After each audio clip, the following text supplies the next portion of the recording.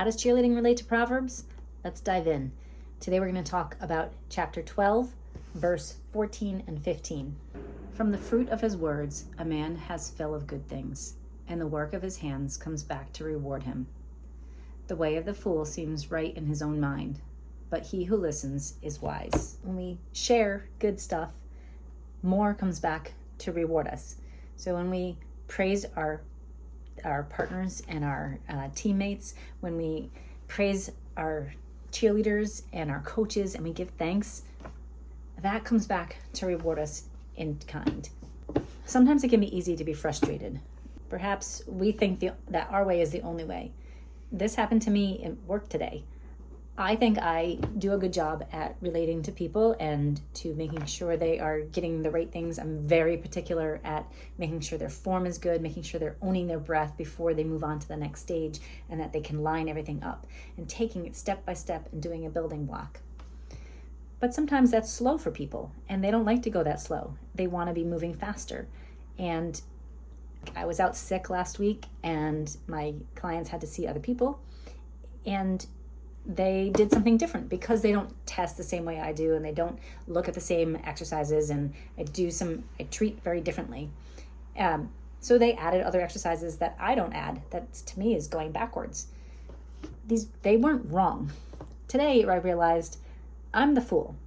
I'm the one who is struggling because I think my way is the right way, and I need to be open to other ways. I need to listen more to what my clients are telling me and give them what they're looking for and what they want, not necessarily what they need. I need to work it in a little bit. My one particular patient was not happy with the exercises she was doing. She asked me for a different one, and I got a little standoffish at first and had to stop and think. And we went through things, and I just gave her cues on the exercises that she had been given by a different therapist. And I put my cues in there to help her. She was able to finally hear and listen and explore that, and we came to a common ground. Your coaches may tell you to do something and you just don't believe that they're telling you the right thing. Your cheerleaders may come in and have 1,000 excuses of why they can't do something, and you say, doesn't matter, we're going to do it my way anyways.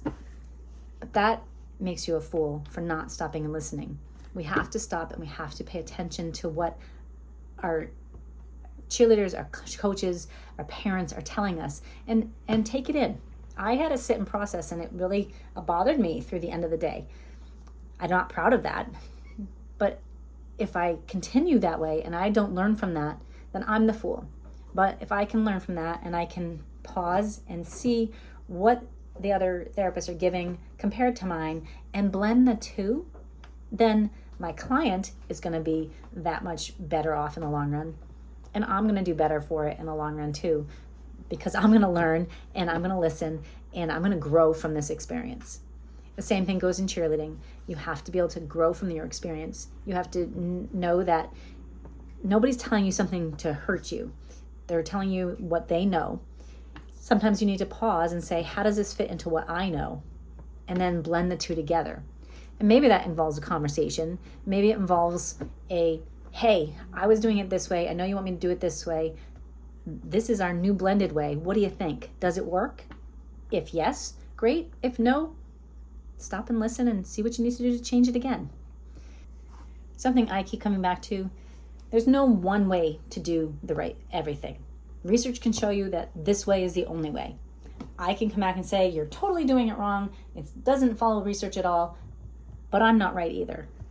A lot of times we have to listen, we have to learn. There's no one right way, and the best way is the way that works the best for us.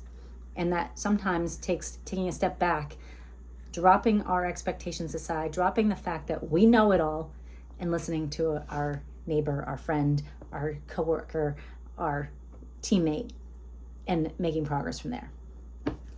I hope that's helpful. If you got something out of this, please give it a share.